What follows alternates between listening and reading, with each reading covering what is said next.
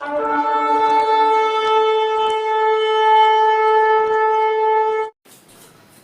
The lord ಪ್ರಿಯರೇ, ದೇವರ ನಾಮಕ್ಕೆ ಸ್ತೋತ್ರವಾಗಲಿ. ಯೇಸು ಕ್ರಿಸ್ತನ ಕೃಪೆ, ಪವಿತ್ರಾತ್ಮರ ಸಹಾಯ ಸದಾಕಾಲ ನಿಮ್ಮ ಕುಟುಂಬಗಳಲ್ಲಿ, ನಿಮ್ಮ ಜೀವಿತದಲ್ಲಿ, ನಿಮ್ಮ ವ್ಯವಹಾರಗಳಲ್ಲಿ ಕಾರ್ಯ ಮಾಡಲಿ ಎಂದು ನಾನು ಪ್ರಾರ್ಥಿಸುತ್ತೇನೆ. ತಂದೆಯಾದ ದೇವರ ಆಶೀರ್ವಾದ ನಿಮ್ಮ ಮನೆ, ನಿಮ್ಮ ಎಲ್ಲ ಕೆಲಸ ಕಾರ್ಯಗಳಲ್ಲಿ ನೆಲೆಗೊಳ್ಳಲಿ ಎಂದು ನಾನು ಯೇಸು ಕ್ರಿಸ್ತನ ನಾಮದಲ್ಲಿ ಆಶೀರ್ವದಿಸುತ್ತಾ, ಇವತ್ತಿನ ಒಂದು ವಚನದ ಭಾಗ ಏನಂತಂದರೆ ಪ್ರಿಯರೇ, ನಾವು ಕ್ರಿಸ್ತನಲ್ಲಿ ಯಾರು ಅಂತ ಸುಮಾರು ಜನಕ್ಕೆ ಗೊತ್ತಿಲ್ಲ. ಕ್ರಿಸ್ತನಲ್ಲಿ ನೀನು ಯಾರು, ಕ್ರಿಸ್ತನಲ್ಲಿ ನಾನು ಯಾರು ಅಂತ ಹೇಳಿದ್ರೆ ನಾವು ತಿಳ್ಕೊಬಿಟ್ರೆ ನಮಗೆ ನಿಜವಾಗಿಯೂ ಉತ್ತಮವಾದಂಥ ಪವಿತ್ರವಾದಂತಹ ಜೀವಿತವನ್ನು ಜೀವಿಸ್ಬೋದು ಪ್ರಿಯರೇ. ಇವತ್ತು ದೇವರ ಆಲಯಕ್ಕೆ ನಾವು ಹೋಗ್ತಾ ಇದ್ದೀವಿ, ದೇವರ ವಚನಗಳನ್ನು ಕೇಳ್ತಾ ಇದ್ದೀವಿ. ಹಾಗೆಯೇ ಇವತ್ತು ಬರೀ ಕೇವಲ ದೇವರ ಆಲಯದಲ್ಲಿ ಮಾತ್ರ ವಚನ ಕೇಳೋದಲ್ಲದೇ ಸುಮಾರು ಜನ ಯೂಟ್ಯೂಬ್ಗಳ ಮೂಲಕ, ಫೇಸ್ಬುಕ್ಗಳ ಮೂಲಕ ಇವತ್ತು ಏನು ಮಾಡ್ತಿದ್ದಾರೆ, ದೇವರ ವಚನಗಳನ್ನು ಕೇಳ್ತಿದ್ದಾರೆ ಪ್ರಿಯರೇ. ಆ ವಚನಗಳನ್ನು ಕೇಳಿದರೂ ಕೂಡ ಇನ್ನೂ ನಾನು ಕ್ರಿಸ್ತನಲ್ಲಿ ಏನಾಗಿದ್ದೇನೆ, ನಾನು ಲೋಕಕ್ಕೆ ಯಾರಾಗಿರಬೇಕು, ನನ್ನನ್ನು ದೇವರು ಏನಕ್ಕಾಗಿ ನೇಮಿಸಿದ್ದಾರೆ ಅಂತ ಗೊತ್ತಾಗದೇ ಇದ್ದರೆ ಆ ಜೀವಿತ ವ್ಯರ್ಥ ವ್ಯರ್ಥ ವ್ಯರ್ಥ. ನಿಜವಾದಂತಹ ಸತ್ಯವಾದಂತಹ ಜೀವಿತವನ್ನು ನಡೆಸಬೇಕಾದ್ರೆ ಮೊದಲನೇದಾಗಿ ನಾನು ಕ್ರಿಸ್ತನ ಸಭೆಗೆ ಹೋಗ್ತಾ ಇದ್ದೇನೆ, ನಾನು ಚರ್ಚಿಗೆ ಹೋಗ್ತಾ ಇದ್ದೇನೆ, ನಾನು ಯೇಸುವನ್ನು ಆರಾಧನೆ ಮಾಡ್ತಿದ್ದೀನಿ ಅಂತ ಹೇಳೋದು ಮುಖ್ಯ ಅಲ್ಲ. ಕ್ರಿಸ್ತನಲ್ಲಿ ನೀನು ಯಾರಾಗಿದ್ಯಾ ಅಂತ ತಿಳ್ಕೊಳ್ಳೋದು ಬಹಳ ಮುಖ್ಯ ಪ್ರಿಯರೇ. ಅದಕ್ಕೆ ಆಧಾರವಾಗಿ ಒಂದು ವಾಕ್ಯ, ಅದನ್ನೇ ನಾನು ಮುಂದುವರಿಸುತ್ತಾ ಮುಂದಕ್ಕೆ ಹೋಗ್ತಾ ಇರೋ ಪ್ರಿಯರೇ. ಯಾರು ಸ್ಕಿಪ್ ಮಾಡಿದ್ರೆ ನೋಡಿ, 1 ಕೊರಿಂಥ 3ನೇ ಅಧ್ಯಾಯ 16 ಮತ್ತು 17ನೇ ವಾಕ್ಯದಲ್ಲಿ ಬರೆದಿದೆ, ನೀವು ದೇವರ ಆಲಯವಾಗಿದ್ದೀರೆಂದು ದೇವರ ಆತ್ಮನು ನಿಮ್ಮಲ್ಲಿ ವಾಸ ಮಾಡುತ್ತಾನೆಂದು ನಿಮಗೆ ಗೊತ್ತಿಲ್ಲವೋ? ಯಾವನಾದರೂ ದೇವರ ಆಲಯವನ್ನು ಕೆಡಿಸಿದರೆ ದೇವರು ಅವನನ್ನು ಕೆಡಿಸುವರು, ಏಕೆಂದರೆ ದೇವರ ಆಲಯವು ಪವಿತ್ರವಾದದ್ದು, ಆ ಆಲಯವು ನೀವೇ. ನೋಡಿ ಪ್ರಿಯರೇ, ಇವತ್ತು ನಾವು ಒಂದು ದೇವರ ಆಲಯ ಅಂತಲೇ ಸ್ವಾಮಿ ಹೇಳ್ತಿದ್ದಾರೆ. ಕೈಯಿಂದ ಕಟ್ಟಿದಂಥ ಗುಡಿಗಳಲ್ಲಿ ನಾನು ವಾಸ ಮಾಡೋದಿಲ್ಲವೆಂದು ಆ ದಾವಿದನ ಕಾಲದಲ್ಲಿ ಸ್ವಾಮಿ ಹೇಳಿದ್ರು. ಹಾಗೆಯೇ ಯೆಶಾಯ 66ರಲ್ಲೂ ಕೂಡ ಹೇಳಿದ್ದಾರೆ, ನಾನು ಭೂಮಿಯೇ ನನಗೆ ಆ ಒಂದು ಪಾದಪೀಠ ಆಗಿದೆ, ಆಕಾಶ ನನಗೆ ಸಿಂಹಾಸನ ಆಗಿದೆ, ನನಗೆ ಇನ್ನೆಂಥ ಮನೆಯನ್ನು ನೀವು ಕಟ್ಟಿ ಕೊಡ್ತೀರಾ ಅಂತ ಕೇಳ್ತಿದ್ದಾರೆ ಸ್ವಾಮಿ.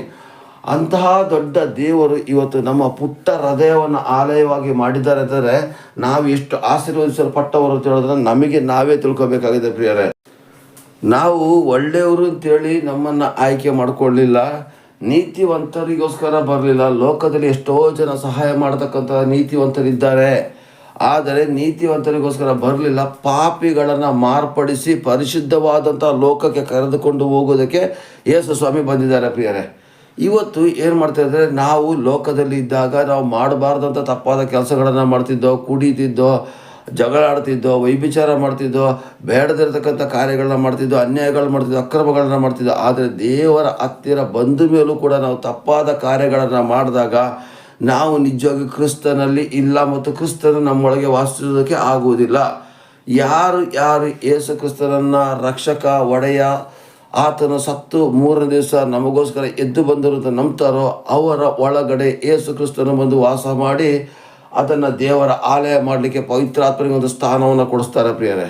ಇವತ್ತು ನಮ್ಮನ್ನು ದೇವರ ಆತ್ಮರು ನಡೆಸಬೇಕಾಗಿದೆ ಪ್ರಿಯರೇ. ಇವತ್ತು ನಾವು ಬೇರೆ ಯಾರು ಅಲ್ಲ ಪ್ರಿಯರೇ, ನಾವು ಪ್ರಪಂಚದಲ್ಲಿ ಎಲ್ಲೂ ಕೂಡ ಸಿಗದೇ ಇರತಕ್ಕಂಥ ಉನ್ನತವಾದಂಥ ಆಲಯ ನಾವಾಗಿದ್ದೀವಿ ಪ್ರಿಯರೇ. ನೋಡಿ, ಸ್ವಾಮಿ ಹೇಳ್ತಾರೆ, ನೀವು ದೇವರ ಆಲಯವಾಗಿದ್ದಾರೆಂದು ದೇವರ ಆತ್ಮರು ನಿಮ್ಮಲ್ಲಿ ವಾಸ ಮಾಡ್ತಾರೆ, ನಿಮಗೆ ಗೊತ್ತಿಲ್ಲವೋ? ಇವತ್ತು ಸುಮಾರು ಜನ ಗೊತ್ತಿಲ್ಲದಂಗೆ ಆಡ್ತಾ ಇದ್ದಾರೆ. ಇನ್ನೂ ದೇವರ ಹತ್ರ ಬಂದರೂ ಕೂಡ ಲೋಕದ ಕಾರ್ಯಗಳನ್ನು ಮಾಡ್ತಿದ್ದಾರೆ. ಯೇಸು ಸ್ವಾಮಿಯ ವಚನಗಳನ್ನು ಕೇಳಿದ್ರು ಕೂಡ ಲೋಕದ ಕಾರ್ಯಗಳು, ಲೋಕದ ಕಿರಿಕಿರಿ, ಲೋಕದ ಜಗಳ, ಲೋಕದ ರೀತಿಯಲ್ಲಿ ಮೋಸ ಮಾಡೋದು, ಅನ್ಯಾಯ ಮಾಡೋದು, ಅಕ್ರಮ ಮಾಡೋದು, ಆ ಲಂಚ ಕೊಟ್ಟದ ದುಡ್ಡುಗಳಲ್ಲಿ ಕಾಣಿಕೆ ತಂದಾಕೋದು, ಇದೆಲ್ಲ ಮಾಡ್ಲಿಕ್ಕೆ ಹೋಗಬಾರ್ದು. ಅಲ್ಲಿ ಸ್ವಾಮಿ ಹೇಳ್ತಾರೆ, ನನ್ನ ನಾಮಕ್ಕೆ ನೀವು ದೂಷಣೆ ಪಡಿಸಿದ್ರೆ ನಾನು ನಿನಗೆ ಆಶೀರ್ವಾದ ಮಾಡಲಿಕ್ಕೆ ಆಗೋದಿಲ್ಲ ಅಂತ ಸ್ವಾಮಿ ಹೇಳ್ತಾರೆ. ಅದಕ್ಕೆ ಆಧಾರವಾಗಿ ಪ್ರಿಯರೇ, ರೋಮಪುರ 2:24 ಬರೆದಿದೆ, ನಿಮ್ಮ ದೆಸೆಯಿಂದ ದೇವರ ನಾಮ ದೂಷಣೆಗೆ ಒಳಗಾಗ್ತಾ ಇದೆ. ಇವತ್ತು ಯೇಸು ಸ್ವಾಮಿ ಹೆಸರಿನಲ್ಲಿ ಏನೆಲ್ಲ ರಾಜಕೀಯಗಳು ನಡೀತಾ ಇದೆ, ಯಾವುದೆಲ್ಲ ಪಾಸ್ಟರ್ಸ್ಗಳು ಎಷ್ಟು ತಪ್ಪಾದ ರೀತಿಯಲ್ಲಿ ಬೋಧನೆಗಳನ್ನು ಮಾಡ್ತಿದ್ದಾರೆ. ಅದೇ ಒಂದು ದೇವರ ವಚನವನ್ನು ಹಿಡಿದುಕೊಂಡು ಇವತ್ತು ಏನು ಮಾಡ್ತಾರೆ, ಅದನ್ನು ಒಂದು ಬಿಸ್ನೆಸ್ ಮಾಡ್ಕೊಳ್ಳಿಕ್ಕೂ ಕೂಡ ಪ್ರಯತ್ನ ಪಡ್ತಿದ್ದಾರೆ ಪ್ರಿಯರೇ. ಅಂಥ ಅಂಥವರಿಗೆ ಎಚ್ಚರ, ನೀನು ದೇವರ ಆಲಯವನ್ನು ಕೆಡಿಸ್ತಾ ಇದ್ದೆ, ನಿನ್ನನ್ನು ನೀನು ಕೆಡಿಸ್ಕೊಳ್ಳೋದಲ್ಲದೇ ನಿನಗೆ ಅಂತ ಕೊಟ್ಟ ಸುಂದರವಾದಂಥ ಸಭೆ ಮತ್ತು ಆಲಯವನ್ನು ನೀನು ಕೆಡಿಸ್ತಾ ಇದೆಯಾ, ಎಚ್ಚರವಾಗಿರಬೇಕು. ಇವತ್ತು ನಾನು ಯಾರು, ನನ್ನ ಆಲಯನ ನಾನು ಶುದ್ಧ ಮಾಡಿಕೊಂಡ್ರೆ ನನ್ನ ಕುಟುಂಬನೂ ಶುದ್ಧ ಆಗಿರ್ತದೆ, ನನ್ನ ಸಭೆನೂ ಶುದ್ಧ ಆಗಿರ್ತದೆ, ನನ್ನ ಹೋಗೋ ಬರೋದ ಜಾಗಗಳು ಕೂಡ ಶುದ್ಧವಾಗಿರ್ತದೆ. ಅದಕ್ಕೆ ಸ್ವಾಮಿ ಹೇಳ್ತಾರೆ, ಯಾವನಾದರೂ 17ನೇ ವಾಕ್ಯ, ಯಾವನಾದರೂ ದೇವರ ಆಲಯವನ್ನು ಕೆಡಿಸಿದರೆ ದೇವರು ಅವನನ್ನು ಕೆಡಿಸುವನು. ಹಾಗಾದರೆ ನಿನ್ನ ಆಲಯವನ್ನು ನಿನ್ನ ತಪ್ಪಾದ ಕ್ರಿಯೆಗಳಿಂದ, ವಾಕ್ಯಗಳು ಗೊತ್ತಿದ್ದು ಕೂಡ ನೀನು ತಪ್ಪಾಗಿ ನಡೆಯದೆ ಆದರೆ, ನೀನು ಏನಾದರೂ ನಿನ್ನನ್ನು ನೀನೇ ಕೆಡಿಸ್ಕೊಳ್ಳೋದೇ ಆದರೆ ದೇವರು ನಿನ್ನನ್ನು ಸಂಪೂರ್ಣ ಕೆಡಿಸ್ಬಿಡ್ತಾರೆ. ಸ್ವಾಮಿ ಹೇಳ್ತಾರೆ, ಯಾವನಾದರೂ ದೇವರ ಆಲಯವನ್ನು ಕೆಡಿಸಿದರೆ ದೇವರು ಅವನನ್ನು ಕೆಡಿಸುವನು. ಚರ್ಚಿಗೆ ಹೋದ್ರು ಪಾಸ್ಟ್ರೆ ಯಾಕೆ ನನಗೆ ಅದ್ಭುತ ಆಗ್ತಾ ಇಲ್ಲ, ಚರ್ಚಿಗೆ ಹೋದ್ರು ಪಾಸ್ಟ್ರೆ ನನಗೆ ಯಾಕೆ ಒಳ್ಳೇದಾಗ್ತಾ ಇರೋದು, ಸುಮಾರು ಜನ ನಾನು ಕೇಳೋದು ನೋಡಿದ್ದೀನಿ. ನಮ್ಮ ಕುಟುಂಬದಲ್ಲೇ ಬಿಡುಗಡೆ ಇಲ್ಲ. ಒಂದು ವಿಷಯ ತಿಳ್ಕೊಳ್ಳಿ ಪ್ರಿಯರೇ, ಏಕೆ ನಿನ್ನ ಮನೆಯಲ್ಲಿ ಈ ಥರ ಆಗ್ತಾ ಇದೆ ಅಂತೇಳಿ ನಿನ್ನನ್ನು ನೀನೇ ಪ್ರಶ್ನೆ ಮಾಡ್ಕೊಳ್ಳಿ, ನಿಮ್ಮನ್ನು ನೀವೇ ಪ್ರಶ್ನೆ ಮಾಡ್ಕೊಳ್ಳಿ. ಏಕೆಂದರೆ ಅಲ್ಲಿ ಕೆಳಗಡೆ ಬರ್ತಿದೆ, ಏಕೆಂದರೆ ದೇವರ ಆಲಯ ಪವಿತ್ರವಾದದ್ದು, ಆ ಆಲಯವು ನೀವೇ. ಹಾಗಾದರೆ ಪ್ರಿಯರೇ, ಕ್ರಿಸ್ತನಲ್ಲಿ ನಾವು ಯಾರಾಗಿದ್ದೀವಿ? ದೇವರ ಆಲಯವಾಗಿದ್ದೀವಿ. ಹಲ್ಲೆಲೂಯಾ. ಹಾಗಾದರೆ ದೇವರ ಆಲಯವಾಗಿರಬೇಕಾದ್ರೆ ನಾವು ಏನು ಮಾಡಬೇಕು? ಮೊಟ್ಟ ಮೊದಲನೇದಾಗಿ ನಾನತ್ವವನ್ನು ಬಿಡಬೇಕು ಪ್ರಿಯರೇ. ಇವತ್ತು ನಾವು ನಾನತ್ವವನ್ನು ಬಿಡದೆ ಇದ್ದರೆ ದೇವ್ರ ರಾಜ್ಯನ ಕಟ್ಟಲಿಕ್ಕೆ ಆಗೋದಿಲ್ಲ ಪ್ರಿಯರೇ. ಇವತ್ತು ಏನಾಗ್ತಿದ್ರೆ, ಮೊದಲನೇದಾಗಿ ಸೈತಾನ ಏನು ಮಾಡ್ತಾನೆ, ಮೊದಲು ಕುಟುಂಬದ ಒಳಗಡೆ ಬರ್ತಾನೆ. ಹೆಂಡತಿ ಹೇಳ್ತಾಳೆ, ನಾನು ಗಂಡನಿಗಿಂತ ಏನು ಕಡಿಮೆ ಇಲ್ಲ ಅಂತ ಹೇಳ್ತಾರೆ. ಗಂಡ ಹೇಳ್ತಾನೆ, ನಾನು ನಿನಗಿಂತ ಏನು ಕಡಿಮೆ ಇಲ್ಲ ಅಂತೇಳಿ. ಮೊದಲನೇದಾಗಿ ಅವನು ಏನು ಮಾಡ್ತಾ, ಗಂಡ ಹೆಂಡತಿರ ಮಧ್ಯೆ ಜಗಳವನ್ನು ತಂದಾಕೋದ್ರ ಮೂಲಕ ದೇವರ ನಾಮ ದೂಷಣೆ ಆಗುವಂಥ ರೀತಿಯಲ್ಲಿ, ಪ್ರಪಂಚದ ಕಣ್ಣಿಗೆ ಕಾಣುವಂಥ ರೀತಿಯಲ್ಲಿ ಮಾಡಿ, ಇವರು ಕ್ರೈಸ್ತರ, ಇವರು ಬೈಬಲ್ ವಾಕ್ಯ ಹಿಡಿದು ಓದಿರೋರ, ಇವರು ಈ ಥರ ಇದ್ದರೂ ಕೂಡ ಈ ಥರ ಇದ್ದಾರಲ್ಲ ಅದರದ್ದು ಕೆಟ್ಟ ಸಾಕ್ಷಿ. ಆದರೆ ಅದು ನಿಮ್ಮ ದೇವರ ಆಲಯವನ್ನು ನೀವು ಕೆಡಿಸಿಕೊಂಡ ಹಾಗೆ. ನೋಡಿ ಪ್ರಿಯರೇ, ಮೊದಲನೇದಾಗಿ ಸೈತಾನ ಕಾರ್ಯ ಮಾಡೋದೇ ಕುಟುಂಬದ ಮೂಲಕ, ಗಂಡ ಹೆಂಡತಿ ಅಥವಾ ಮಕ್ಕಳ ಮೂಲಕ ಕಾರ್ಯ ಮಾಡುವಾಗ ಎಚ್ಚರವಿರಲಿ. ನಿಮ್ಮ ದೇಹ ದೇವರ ಆಲಯವಾಗಿದೆ ಅಂತ ಹೇಳೋದನ್ನ ಮರೀಲಿಕ್ಕೆ ಪ್ರಯತ್ನ ಪಡಬೇಡಿ. ಅದರ ಬದಲಿಗೆ ನಾನೊಂದು ಆಲಯ, ನನ್ನ ಒಳಗಡೆ ಇರುವ ಪವಿತ್ರ ಆತ್ಮನಿಗೆ ನೋವಾಗ್ತದೆ ಅಂತ ನಾವು ತಿಳ್ಕೊಳ್ಳೋದೇ ಅದರ ಪ್ರಿಯರೇ, ಯಾರೂ ಕೂಡ ತಪ್ಪಾದ ರೀತಿಯಲ್ಲಿ ನಡೀಲಿಕ್ಕೆ ಪ್ರಯತ್ನ ಪಡೋದಿಲ್ಲ ಪ್ರಿಯರೇ. ಎರಡನೇದಾಗಿ ಅವನು ಏನು ಮಾಡ್ತಾನೆ ಗೊತ್ತಾ? ಸಭೆಯ ಒಳಗಡೆ ಬರ್ತಾನೆ ಪ್ರಿಯರೇ. ಸಭೆ ಒಳಗಡೆ ಈ ಕುಟುಂಬದ ಸಮಸ್ಯೆಗಳು ಯಾವಾಗ ಸಭೆ ಒಳಗಡೆ ಬಂತೋ, ಆ ಸಭೆನೂ ಕೂಡ ಛಿದ್ರ ಆಗುವಂಥ ಸಾಧ್ಯತೆಗಳಿದೆ. ಯಾಕೆ? ನಾನು ಸರಿ ಇಲ್ಲ ಅಂತಂದರೆ ನನ್ನ ಸಭೆನೂ ಸರಿ ಇರೋದಿಲ್ಲ, ನಾನು ಸರಿ ಇದ್ದರೆ ಮಾತ್ರ ನಮ್ಮ ಸಭೆ ಸರಿ ಇರ್ತದೆ. ಹಾಗಾದರೆ ನನ್ನ ಒಳಗಡೆ ಇರುವಂಥ ಪವಿತ್ರಾತ್ಮನಿಗೆ ಗೌರವ ಕೊಟ್ಟು ನನ್ನನ್ನು ನಾನು ಸರಿಪಡಿಸಿಕೊಂಡು ನಮ್ಮ ಕುಟುಂಬವನ್ನು, ನಮ್ಮ ಸಭೆಯನ್ನು, ನಮ್ಮ ಜೀವಿತವನ್ನು ಸರಿಪಡಿಸಿಕೊಂಡು ಹೋಗಬೇಕು. ಇದು ನಿಜವಾದ ದೇವರ ಆಲಯದ ಉತ್ತಮವಾದ ಲಕ್ಷಣವಾಗಿದೆ ಪ್ರಿಯರೇ. ಲೂಕ 14:11 ಹೇಳಿದೆ, ನಾವು ಏನೇ ಜನಗಳು ನಮ್ಮನ್ನು ವಿರುದ್ಧವಾಗಿ ಬರಲಿ, ಯಾರೇ ಕಿರಿಕಿರಿ ಮಾಡಲಿ, ನೀವು ಅವರ ಮುಂದೆ ನೀನೇ ಶ್ರೇಷ್ಠ ತಗೊಂಡು ತಗ್ಗಿಸಿಕೊಳ್ಳಿರಿ. ಯಾವಾಗ ನೀವು ತಗ್ಗಿಸಿಕೊಳ್ಳುತ್ತೀರೋ ಆಗ ನೀವು ಹೆಚ್ಚಿಸಲ್ಪಡ್ತೀರಾ. ಫಿಲಿಪ್ಪ 2:6 ಕೂಡ ಬರೆದಿದೆ, 6:7 ಅದರಲ್ಲೂ ಕೂಡ ಬರೆದಿದೆ. 2:5 ತೆಗೆದುಕೊಳ್ಳಲಿಕ್ಕೆ ಹೋಗೋದಾದರೆ ಪ್ರಿಯರೇ, ಕ್ರಿಸ್ತನ ಮನಸ್ಸು ನಿಮ್ಮಲ್ಲಿ ಇರಲಿ. ಹಾಗಾದರೆ ಕ್ರಿಸ್ತನ ಮನಸ್ಸು ಏನು ಅಂತ ಹೇಳಿದ್ರೆ, ಬೈಬಲ್ನ ಓದಿದವರಿಗೆ ಮಾತ್ರ ಗೊತ್ತಾಗೋದು. ಅವ್ರ ಪ್ರಕಾರ ನಡೆದ್ರೆ ಸಾಕು, ನಾವು ಪರಿಶುದ್ಧರಾಗ್ತೀವಿ. ಅಲ್ಲಿ ಕೆಳಗಡೆ ವಾಕ್ಯದಲ್ಲಿ ಬರೆದಿದೆ, ಅವರು ಅಹಂಕಾರ ಪಡಲಿಲ್ಲ, ನಾನು ದೇವರು ಅಂತ ಬರಲಿಲ್ಲ, ದೇವರ ಪದವಿಯನ್ನು ಬಿಡಲಿಕ್ಕೆ ಆಗೋದಿಲ್ಲ ಅಂತ ಹಠ ಮಾಡಿದೇನೆ, ದೇವ ಪದವಿಯನ್ನೇ ಬಿಟ್ಟು ಬಂದಿರಬೇಕಾದ್ರೆ ಇವತ್ತು ನಮಗೆ ಪದವಿಗಳ ಅಹಂಕಾರ ಯಾಕೆ?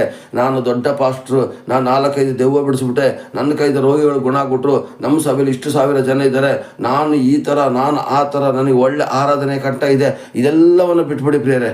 ಎಲ್ಲವನ್ನು ಕೊಟ್ಟಿದ್ದು ದೇವರು. ದೇವರು ದೇವರು ನಿನಗೆ ಸುಂದರವಾದಂಥ ಸ್ವರ ಕೊಟ್ಟಿರತಕ್ಕಂಥದ್ದು ದೇವರೇ, ವಚನ ಕೊಡ್ಲಿಕ್ಕಿರತಕ್ಕಂತಹ ಒಂದು ಜ್ಞಾನ ಕೊಟ್ಟಂಥದ್ದು ದೇವರೇ. ನೀನು ಇವತ್ತು 10 ಜನಕ್ಕೆ ಸಹಾಯ ಮಾಡ್ತಿದ್ಯೋ, ಅದಕ್ಕಿರತಕ್ಕಂಥ ಹಣಕಾಸುಗಳನ್ನು ಒದಗಿಸಿ ಕೊಟ್ಟದ್ದು ದೇವರೇ. ಪ್ರತಿಯೊಂದು ಕೂಡ ಇವತ್ತು ನಮಗೆ ಏನೇನು ಮಾಡ್ತಾ ಇದೆಯೋ ಅದು ದೇವರ ಚಿತ್ತವಿಲ್ಲದೆ ನಾವು ಏನು ಮಾಡ್ತಾ ಇಲ್ಲ ಪ್ರಿಯರೇ. ನಾನು ಮಾಡ್ತಾ ಇಲ್ಲ, ನನ್ನ ಒಳಗಡೆ ಇರುತ್ತೆ ದೇವರು ಮಾಡ್ತಾ ಇರೋದನ್ನು ನಾವು ತಿಳ್ಕೊಬೇಕಾಗಿದೆ ಪ್ರಿಯರೇ. ಹಲ್ಲೆಲೂಯಾ. ಹಾಗಾದರೆ ದೇವರ ಒಂದು ಆಲಯದ ಕಾರ್ಯವನ್ನು ಅಹಂಕಾರದಿಂದ ಮಾಡದೆ ತಗ್ಗಿಸಿಕೊಂಡು ಮಾಡಿ. ಅಲ್ಲಿ ದೇವರ ವಾಕ್ಯದಲ್ಲಿ ಫಿಲಿಪ್ಪಿ 2:5 ಬರೆದಿದೆ, ನಿನಗಿಂತ ಇನ್ನೊಬ್ಬರನ್ನ ಶ್ರೇಷ್ಠ ಹೆಸರು ಮಾಡ್ಕೊಬಿಡು. ಆಯಿತು, ನೀವೇ ದೊಡ್ಡವರಾಗಿರಿ ಬಿಟ್ಬಿಡಿ, ಆಗ ನಿಮ್ಮ ಆಲಯ ಶುದ್ಧ ಆಗಿರ್ತದೆ. ನಾನು ನಿನಗಿಂತ ಏನು ಕಡಿಮೆನಂತ ಕೇಳಿ ಆವಾಗ ನಿಮ್ಮ ಆಲಯ ಅಶುದ್ಧವಾಗ್ತಾ ಬರ್ತದೆ. ನೀನೇ ಶ್ರೇಷ್ಠಪ್ಪ, ಬಿಟ್ಬಿಡಿ. 1 ಸಲ 2 ಸಲ ಅಡ್ವೈಸ್ ಮಾಡಿ ಬಿಟ್ಬಿಡಿ. ನೀವು ನಿಮ್ಮನ್ನು ಶುದ್ಧಪಡಿಸ್ಕೋಬೇಕಾದ್ರೆ ನೀವು ಸಾಧ್ಯವಾದಷ್ಟು ದೇವರ ವಚನ ಪ್ರಕಾರ ನಡೀಲಿಕ್ಕೆ ಪ್ರಯತ್ನ ಪಡಬೇಕಾಗಿದೆ ಪ್ರಿಯರೇ. ಹಲ್ಲೆಲೂಯಾ. ಇವತ್ತು ಏನಾಗ್ತಿದೆ, ಕೆಲವೊಂದು ಜನಗಳು ಇನ್ನೊಂದು ಮೂರನೇದಾಗಿ ಅಲ್ಲಿ ಬಂದಿದೆ, ಕೆಲವೊಂದು ಜನಗಳು ಹೊಟ್ಟೆಗೆ ಏನನ್ನು ತಿನ್ನದೇನೆ ಕುಡಿದೇನೆ ಮಾಡ್ದೇನೆ ಶರೀರವನ್ನು ಹಾಳು ಮಾಡಿಕೊಂಡು ಆರೋಗ್ಯನ ಹದಗೆಡಿಸ್ಕೊಳ್ತಾರೆ. ಕೆಲವೊಂದು ಜನ ಏನು ಮಾಡ್ತಾರೆ ಗೊತ್ತಾ, ಅದಂತೆ ಇದಂತೆ ಪಿಜ್ಜಾ ಅಂತೆ ಬರ್ಗರ್ ಅಂತೆ ಅದಂತೆ ಇದಂತೆ ಗೋಬಿ ಮಂಚೂರಿ ಅಂತೇಳಿ ಏನೇನೋ ತಿಂದು ಏನು ಮಾಡ್ತಾರೆ, ಶರೀರವನ್ನು ಹಾಳು ಮಾಡಿಕೊಂಡು ಯೇಸು ಸ್ವಾಮಿ ನಿಗದಿಪಡಿಸಿದಿರತಕ್ಕಂಥ ಆಯಸ್ಸಕ್ಕಿಂತಲೂ ಬೇಗನೆ ಯೇಸು ಸ್ವಾಮಿ ಹತ್ರ ಹೋದಾಗ ಅಲ್ಲಿ ಯೇಸು ಸ್ವಾಮಿ ಕೇಳ್ತಾರಂತೆ, ನಿನ್ನ ಆಲಯವನ್ನು ನೀನು ಯಾಕೆ ಕೆಡಿಸ್ಕೊಂಡೆ? ನಿನಗೋಸ್ಕರ ನಾನು ತುಂಬ ಯೋಜನೆಗಳನ್ನು ಇಟ್ಟಿದ್ದೆ, ನಿನ್ನಿಂದ ಎಷ್ಟೋ ಜನಗಳ ರಕ್ಷಣೆ ಹೊಂದಬೇಕಾಗಿತ್ತು. ಇದು ದೇವರ ಮಕ್ಕಳಿಗೆ ಹೇಳುವಂಥ ಮಾತು. ನಿನಗೋಸ್ಕರ ಎಷ್ಟೋ ಯೋಜನೆಗಳನ್ನು ಇಟ್ಟಿದೆ, ನಿನ್ನ ಕೈಗಳು ಎಷ್ಟೋ ಆತ್ಮಗಳಿಟ್ಟಿದೆ, ಆದರೆ ನಿನ್ನ ಜೀವಮಾನ ಇಡೀ ತಿನ್ನೋದು ಕುಡಿಯೋದ್ರಿಂದನೇ ಕಾಲ ಕಳ್ಕೊಬಿಟ್ಟಲ್ಲ. ತಿನ್ನೋದು ಕುಡಿಯೋದು ದೇವರ ರಾಜ್ಯವಲ್ಲ ಅಂತ ತಿಳಿಸಿದ್ರು ಕೂಡ, ನಿನಗೆ ವಚನಗಳು ಗೊತ್ತಿದ್ರು ಕೂಡ ನಿನ್ನ ಆಲಯವನ್ನು ನೀನು ಹಾಳು ಮಾಡ್ಕೊಂಡು ಬಂದಿದ್ದೆಲ್ಲ ಅಂದ್ಕೊಂಡು ತಂದೆ ದೇವರು ಕೇಳಿದಾಗ ನಾವು ಏನು ಉತ್ತರ ಕೊಡಬೇಕು? ನೀವು ಯೋಚನೆ ಮಾಡಿ ಪ್ರಿಯರೇ. ಇವತ್ತು ಏನಾಗ್ತಿದೆ ಗೊತ್ತಾ, ನಾವು ಜನಗಳಿಗೆ ಮಾದರಿ ಆಗಿರಬೇಕು ಪ್ರಿಯರೇ. ಇವತ್ತು ನಾನು ಒಂದೇ ಒಂದು ಹೇಳ್ತಾ ಇರೋದು, ನಮ್ಮ ಸಭೆಯವರು ಕೂಡ ನಾನು ಹೇಳುವಂಥದ್ದು ಒಂದೇ ಒಂದು ಮಾತು, ನೀವು ಸುವಾರ್ತೆ ಸಾರದಿದ್ದರೂ ಪರವಾಗಿಲ್ಲ, ನಿಮ್ಮನ್ನು ನೋಡಿ ಜನಗಳು ಬರಬೇಕು ಅಂತೇಳಿ. ಇವತ್ತು ಏನಾಗ್ತಿದೆ, ಕ್ರೈಸ್ತರನ್ನ ನೋಡಿದಾಗ ಇಂಥವ್ರ ಇವರ ಅಂತ ಹೇಳೋಷ್ಟು ಮಟ್ಟಿಗೆ ಆಗಬಾರ್ದು. ಅಯ್ಯೋ ಇವ್ರು ಎಷ್ಟು ಒಳ್ಳೆಯವರು, ಇವ್ರು ಎಷ್ಟು ಒಳ್ಳೆಯವರು ಅಂತೇಳಿ ಪ್ರೀತಿಸಬೇಕು. ಅಯ್ಯೋ ಇವರು ಸತ್ಯವಾದ ದಾರಿಯಲ್ಲಿ ನಡೀತಾ ಇದ್ಕೊಂಡು 10 ಜನಗಳು ನಮ್ಮ ಕಡೆಗೆ ದೃಷ್ಟಿ ಇಟ್ಟು ಅವ್ರು ಬರಬೇಕು ಪ್ರಿಯರೇ. ಇವತ್ತು ನೋಡಿ, ಆ ಒಂದು ಮತ್ತಾಯ 5ನೇ ಅಧ್ಯಾಯದಲ್ಲಿ 16ನೇ ವಾಕ್ಯದಲ್ಲಿ ಬರೆದಿದೆ, ನಿನ್ನ ಬೆಳಕನ್ನು ನೋಡಿ ಜನಗಳು ಬರಬೇಕು ಮತ್ತು ತಂದೆನ ಆರಾಧಿಸಬೇಕು ಅಂತೇಳಿ. ನೀನು ಸುವಾರ್ತೆ ಸಾರಬೇಕಾದ್ರೆ ಮೊದಲನೇದಾಗಿ ಅವರು ನಿನ್ನನ್ನು ನೋಡ್ತಾರೆ, ನಿನ್ನ ಜೀವಿತ ಯಾವ ಥರ ಇದೆ, ನೀನು ಸುವಾರ್ತೆ ಸಾರ್ತಾ ಇದೆಯಲ್ಲ, ನೀನು ಅದಕ್ಕೆ ಯೋಗ್ಯಳಾಗಿ ನಡೆದುಕೊಂಡು ಸುವಾರ್ತೆ ಸಾರ್ತಾ ಇದೆಯಾ. ಆ ಚರ್ಚೆ ನಡೆಸುವಾಗ ನಿಮ್ಮನ್ನು ಎಕ್ಸ್ಟ್ರಾ ಕಣ್ಣುಗಳಿಂದ ನೋಡ್ತಾರೆ. ಚರ್ಚೆ ನಡೆಸುವಂಥ ಪಾಸ್ಟ್ರು ಉತ್ತಮನ, ಪಾಸ್ಟ್ ಹೆಂಡತಿ ಉತ್ತಮನ, ಪಾಸ್ಟ್ ಕುಟುಂಬ ಉತ್ತಮನ ಅಂತೇಳಿ ಅವ್ರು ನೋಡ್ತಾ ಇರ್ತಾರೆ ಪ್ರಿಯರೇ. ಜನಗಳು ಈಗ ದಡ್ಡರಲ್ಲ, ನಮ್ಮಲ್ಲಿ ಇರತಕ್ಕಂಥ ಉತ್ತಮವಾದ ಕಾರ್ಯಗಳನ್ನು ನೋಡಿ ಅವರು ಕ್ರಿಸ್ತರನ್ನು ಆರಾಧಿಸಲಿಕ್ಕೆ ಬರಲೇಬೇಕು ಪ್ರಿಯರೇ. ಅದು ಬಿಟ್ಟು ನಾವು ಸುವಾರ್ತೆ ಸಾರುವಾಗ ನಮ್ಮಲ್ಲಿಯೂ ಕೂಡ ಆ ಗುಣಗಳು ಇದ್ದರೆ ಅವರು ಆಟೋಮೆಟಿಕ್ಕಾಗಿ ಬರ್ತಾರೆ, ಮತ್ತು ದೇವರು ಕೂಡ ಆ ಒಂದು ಮಂಡಳಿಗೆ ಜನಗಳನ್ನ ಸೇರಿಸ್ಕೊಡ್ತಾರೆ. ನಮ್ಮಲ್ಲೇ ಅಶುದ್ಧತೆ, ನಮ್ಮಲ್ಲೇ ನಾನತ್ವ, ನಮ್ಮಲ್ಲೇ ಅಹಂಕಾರ, ನಮ್ಮಲ್ಲೇ ಜಗಳ, ನಮ್ಮಲ್ಲೇ ತಗ್ಗಿಸಿಕೊಳ್ಳುವಂಥ ರೀತಿ ಇಲ್ಲದರೆ ಆಲಯನೂ ಅಭಿವೃದ್ಧಿ ಆಗೋದಿಲ್ಲ, ಅಲ್ಲದೇ ನನ್ನನ್ನು ನಾನು ಕೆಡಿಸ್ಕೊಂಡಾಗೆ ಪ್ರಿಯರೇ.